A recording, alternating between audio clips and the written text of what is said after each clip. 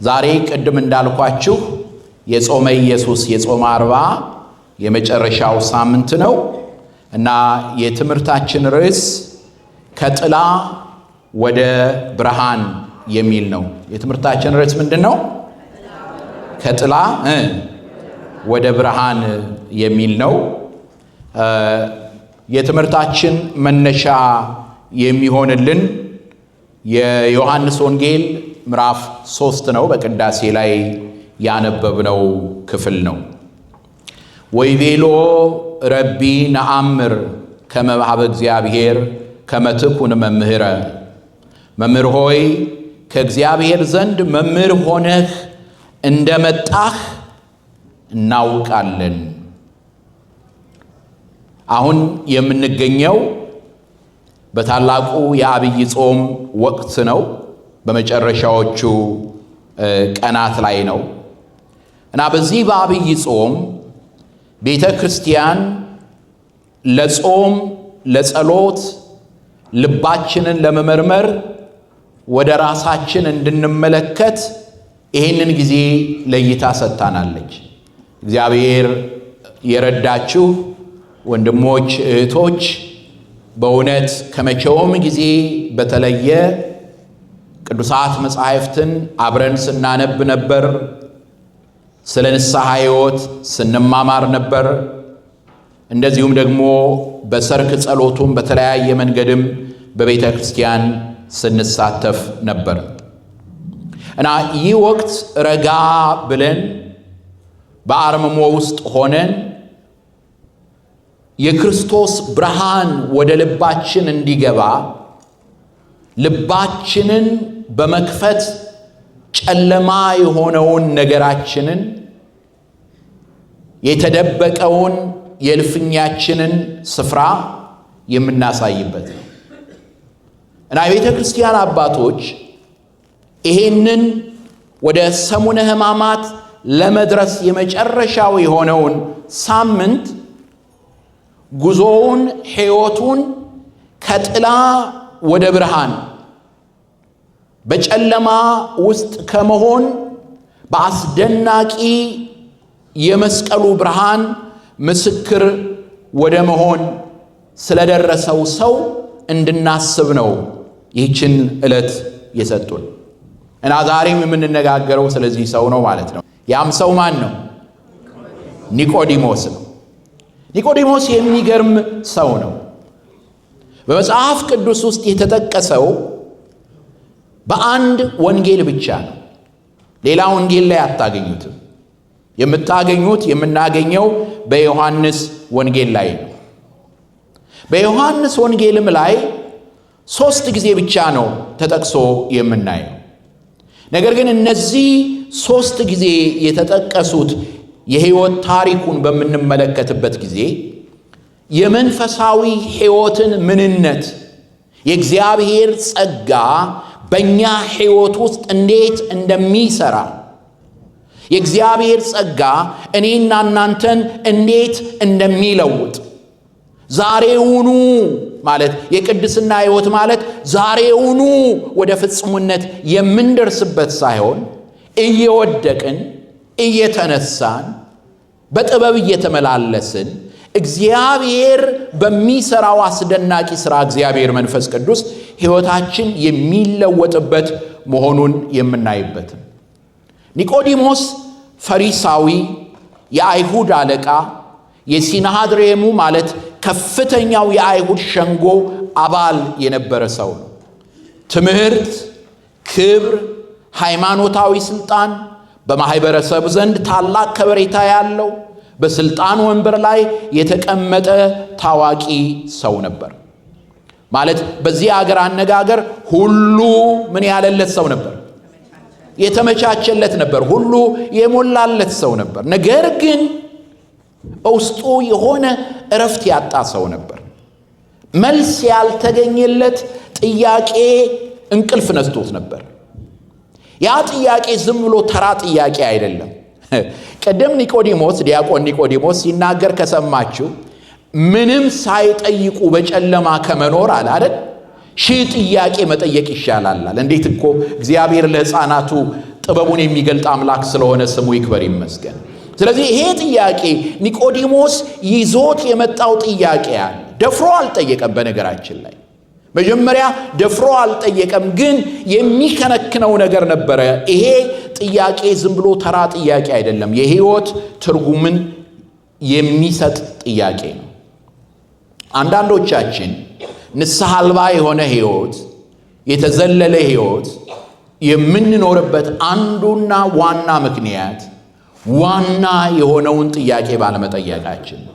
ብዙ የምንጠይቀው ጥያቄ አለ፣ ብዙ እንቅልፍ የምናጣባቸው ጥያቄዎች አሉ፣ ግን አብዛኛዎቹ ጥያቄዎች መናኛ ጥያቄዎች ናቸው። ለዚህ ነው ዓመተ ምሕረት በተቀያየረ ቁጥር ጥያቄዎቹ ምን የሚሉት የሚቀያየሩት። ለዚህ ነው በአንድ የማይቆመው፣ ብዙ ነው የሚሆነው። ዋና የሆነውን ጥያቄ መያዝ አለብን። ነገር ግን ደስ የሚያሰኘውን ነገር ልንገራቸው።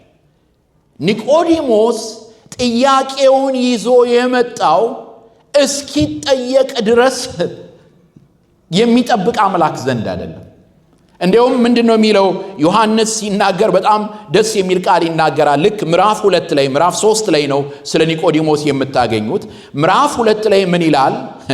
ወኢይፈቅድ ይንግርዎ ግዕዞ ለሰብ እስመ ለሊሁ ያአምሮ ለሰብ። ስለ ሰው ማንም ሊነግረው አያስፈልገውም ነበርና። ለምን?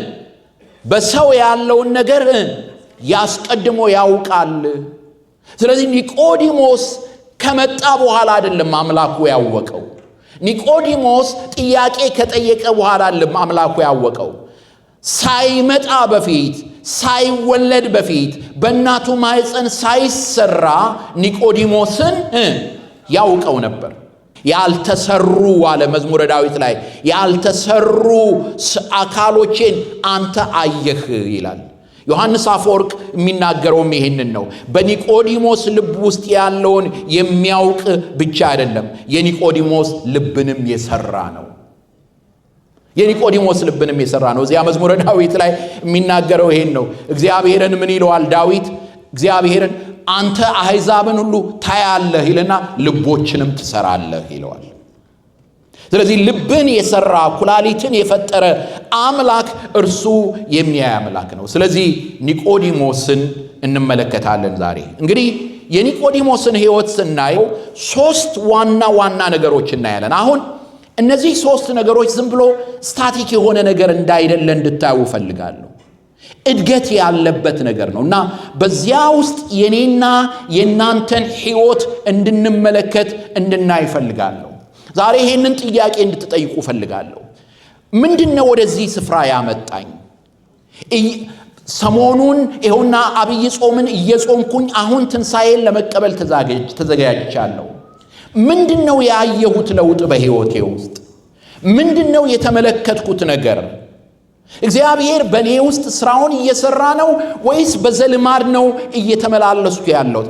ያን ለመጠየቅ አሁን ኒቆዲሞስን አብረን እንከተለው። ምክንያቱም ተስፋ እንዳትቆርጡ። ምናልባት ለውጥ የሆነ ነገር አላየው። ምክንያቱም አንዳንዶቻችን የምንፈልገው ዛሬውኑ ሰማይና ምድር እንዲናወጥ ነው። ዛሬውኑ የሆነ ነገር እንዲታይ ነው። ዛሬውኑ የምንፈተነው ፈተና ሁሉ ጸጥ እንዲል ነው። ዛሬውኑ የተጨነቅንበት ነገር ሁሉ እንቆቅልሹ ሁሉ መልስ እንዲያገኝ ነው። አይደለም።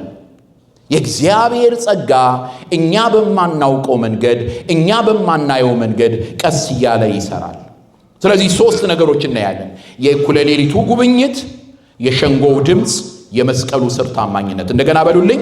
የእኩለ ሌሊቱ ጉብኝት፣ የሸንጎው ድምፅ፣ የመስቀሉ ስር ታማኝነት። ዮሐንስ ወንጌላዊ ስለ ኒቆዲሞስ ሲጀምርልን በጣም የሚገርም ቃል በመናገር ነው የሚጀምረው። ምን ይላል? ወሃሎ አሐዱ ብእሲም ፈሪሳውያን ዘስሙ ኒቆዲሞስ። ከፈሪሳውያን ወገን የአይሁድ አለቃ የሆነ ኒቆዲሞስ የሚባል አንድ ሰው ነበረ። እርሱም በሌሊት ወደ ኢየሱስ መጥቶ መምህር ሆይ እግዚአብሔር ከእርሱ ጋር ከሆነ በቀር አንተ የምታደርጋቸውን እነዚህን ምልክቶች ሊያደርግ የሚችል የለምና ከእግዚአብሔር ዘንድ መምህር ሆነ እንደመጣህ እናውቃለን አለው። በሌሊት መጣ። ዮሐንስ ወንጌላዊ ከ3ቱ ወንጌላት ሲኖፕቲክስ ይባላሉ፣ ተመሳሳይ እንደማለት ነው። ከሶስቱ ወንጌላት ከሶስቱ ማለት ከማን ከማቴዎስ ከማርቆስ ከሉቃስ የተለየ ወንጌል ነው። አራተኛው ወንጌል ዮሐንስ እና ዮሐንስ ወንጌል እርግጥ ነው እንደ ንስር ወደ ሰማይ ወጥቶ ከፍ ብሎ የእግዚአብሔርን ፕሪ ኤግዚስተንስ ከዓለም መፈጠር በፊት የነበረበትን ነው የሚናገረው። ቀዳሚው ቃል ብሎ ነው የሚጀምረው። በመጀመሪያ ቃል ነበረ ብሎ ነው የሚጀምረው። በዛም ልዩ ነው። ግን በሌላ መልኩ ደግሞ በጣም ቁጥብ የሆነ ቃል ነው የሚጠቀመው። ሲጠቀም ደግሞ በዓላማ ነው የሚጠቀመው። ምን ማለት እንደሆነ ልንገራችሁ። በሌሊት መጣ የሚለው ቃል የሰዓት ነገርን አይደለም የሚያሳየን። ዝም ብሎ የሰዓት መግለጫን አይደለም የሚያሳየን። ሌሊት የሚለው ቃል በዮሐንስ ወንጌል ውስጥ ልዩ ትርጉም አለው። ለምሳሌ ምዕራፍ 3 ላይ አይታችሁታል። ኒቆዲሞስ መቼ መጣ ንገሩኝ። ሁላችሁም መልሱልኝ። የተወሰነ ሰው እንዲመልስልኝ ብቻ አይደለም፣ እንዳታንቀላፉም ስለምፈልግ ነው። ኒቆዲሞስ መቼ መጣ? በሌሊት መጣ። ዮሐንስ ወንጌል ምዕራፍ 9 ቁጥር 4 ላይ ምን ይላል? ቀን ሳለ የላከኝን ሥራ ላደርግ ይገባኛል፣ ማንም ሊሰራ ማይችልባት ምን ትመጣለች? ሌሊት ትመጣለች። ዮሐንስ 11:10 ላይ በሌሊት የሚመላለስ ቢኖር ግን ብርሃን በእርሱ ስለሌለ ይሰናከላል። በምን የሚመላለስ? በሌሊት የሚመላለስ። ዮሐንስ 13 ላይ ቅድም ብፁዕ አባታችን በጣም የሚገርም ነገር ጠቅሰዋል። የሚገርም ነው። ቀን ከጌታ ጋር ነበረ ይሁዳ፣ ማታ ግን ከማን ጋር ነበረ ሲያሴር የነበረው? ከአይሁድ ጋር ያሴር ነበር ጌታን ለመግደል። እና ልክ ሥርዓተ ቁርባንን ሲያሳያቸው በጣም የሚያሳዝን ቃል ወንጌላዊው ዮሐንስ ይነግረናል። ዮሐንስ 13:30 ላይ እርሱም ይለናል፣ ይሁዳን ማለቱ ነው። እርሱም ቁራሽን ከተቀበለ በኋላ ወዲያው ወጣ ይልና አያቆምም። እዛ ላይ ሌሊትም ነበረ ይላል። ሌሊትም ነበር። አሁንም የሰዓት ጉዳይ አይደለም የሚያሳየው። ይሁዳ ብርሃን ከሆነው ጌታ ሰማያዊ ከሆነው ምስጢር ወደ የት ነው የገባው? ወደ ጨለማ፣ ወደ ሌሊት ነው የገባው። ስለዚህ በዮሐንስ ውስጥ ሌሊት ማለት ነፍስ ራሷን ለብርሃን አሳልፋ ያልሰጠችበት ስፍራ ማለት ነው። ከእግዚአብሔር ርቃ የተሸሸገችበት ስፍራ ማለት ነው። ኒቆዲሞስ በሌሊት ሲመጣ ፍርሃቱንና የነበረበትን ሁኔታ የሚያመላክት ነው። በሌሊት የመጣው ስለፈራ ነበር። የአይሁድ አለቃ ነበር። ሊጠብቀው የሚገባ ስም ክብር ነበረው። ከዚህ አነጋጋሪ ከሆነው ከገሊላ መምህር ሄሮድስና ጲላጦስ፣ ቀያፋና ሐና ከሚያደቡበት መምህር ጋር ጎን ለጎን ሆኖ መታየት አልፈለገም። ከክርስቶስ ጎን መቆም የሚያስከፍለው ዋጋ በጣም ከፍተኛ ነበር። ስለዚህ ማንም በማያየው ሰዓት በጨለማ ተሸፍኖ በጥርጣሬ ተይዞ ጥያቄዎቹን በልብሱ ውስጥ ደብቆ መጣ። ግን ኒቆዲሞስን ጌታም አመስግኖታል። ማመስገኑን የምታውቁት ታሪኩ በወንጌል ተጽፏል። ቤተ ክርስቲያንም ዛሬ እንድናስበው፣ ዛሬ ብቻም አይደለም እስከ ምጽአት ድረስ እንድንናገርለት አድርጋለች። ለምን? ምክንያቱም ፍርሃቱን ይዞ አልቀረም። ጥርጣሬውን ይዞ አልቀረም። አንዳንድ ወንድሞቼ ዛሬ ያልመጡ እንዳሉ ታውቃላችሁ። ዛሬ ያልመጡበት ምክንያት ምንድነው? እግዚአብሔር ካልመለሰልኝ፣ እገሊት ካስቀየመችኝ፣ እንዲህ ከሆንኩኝ እኔ ቤተ ክርስቲያን አልሄድም። የሆነ ጥርጣሬ ሲገባብን፣ የሆነ ልባችን ሲነካብን የዛን ጊዜ ወደ ጎን እንላለን። ነገር ግን ኒቆዲሞስ ይሄንን ፍርሃቱን ይዞ ወደ ኢየሱስ መጣ።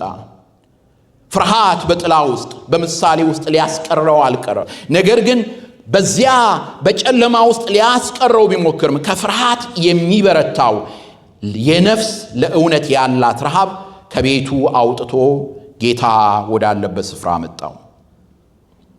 የቤተ ክርስቲያን አባቶች የእግዚአብሔርን ሥራ የሚያዩት እዛ ላይ ነው።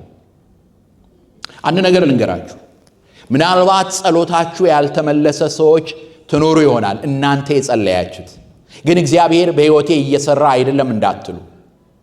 ምናልባት ብዙ ጥያቄ ያላችሁ ሰዎች ትኖሩ ይሆናል። ነገር ግን እግዚአብሔር ከኔ ጋር የለም እንዳትሉ፣ እግዚአብሔር ለመኖሩ ምስክሩ እዚህ መምጣታችሁ ይመስላችኋል። በእናንተ ቀጠሮ የመጣችሁ ስንቶች እኮ አስበው ያልደረሱ አሉ። እዚህ ይመስላችኋል። ዛሬ በዚህ መሆናችሁ የእናንተ ስኬጁል ያመጣችሁ ይመስላችኋል። አይደለም። ለዚህ ነው ቅዱስ ቄርሎስ ዘእስክንድርያ ሌሎችም አባቶች ምንድነው ያሉት? ያ ኒቆዲሞስን እያገሰገሰ እንዲመጣ ያደረገው ረድኤተ እግዚአብሔር ነው አሉ።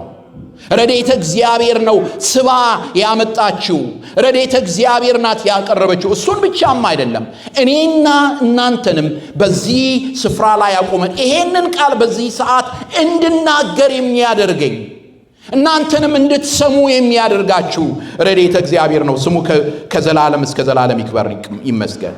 እርሱ ካልሳበው በቀር ወደ ክርስቶስ መምጣት የሚችል ማንም የለም። እርሱ ካልሳበው በቀር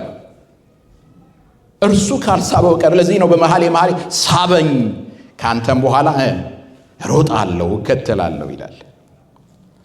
ኒቆዲሞስ ምንም እንኳን ወደ ብስለት ወደ ፍጹምነት ባይደርስም ክርስቶስ ከእግዚአብሔር እንደመጣ ሙሉ እምነት ባይኖረውም የተወሰነች እርምጃ ግን መራመድ ጀምሮ ነበር። ስለዚህ ምን አለ? መምህር ሆይ ከእግዚአብሔር እንደመጣህ አውቃለሁ አለው። ንግግሩን ከሰማችሁት ካያችሁት ማንም አርዮሳዊ ሊናገረው የሚችል ነው አይደለም። የባህሪ አምላክ ነህ አላለውም እኮ፣ ጌታ ነህ አላለውም። ምንድነው ያለው? ራባይ ነህ አይደል ያለው። ራባይ ማለት ታውቃላችሁ አይደል? የጁዊሽ መምህር ማለት ነው። ራባይ ነህ ነው ያለው። ግን ይኸውላችሁ አይ እግዚአብሔር እኔን አይሰማኝም፣ ፍጹም እምነት የለኝም፣ እግዚአብሔር እኔን አያየኝም፣ እንደነገሌ አይደለሁኝም፣ እንደነገሊት አይደለሁም አትበሉ። ያለንን ጥቂቱን ነገር ይዘን እንምጣ፣ ወደሱ እንቅረብ። ዋናው ነገር እሱ ነው። ወደሱ እንቅረብ። አሁን አንዳንዶቻችን ፐርፌክት እስከምንሆን ድረስ እየጠበቅን ነው፣ ወደሱ ጋር ሳንቀርብ።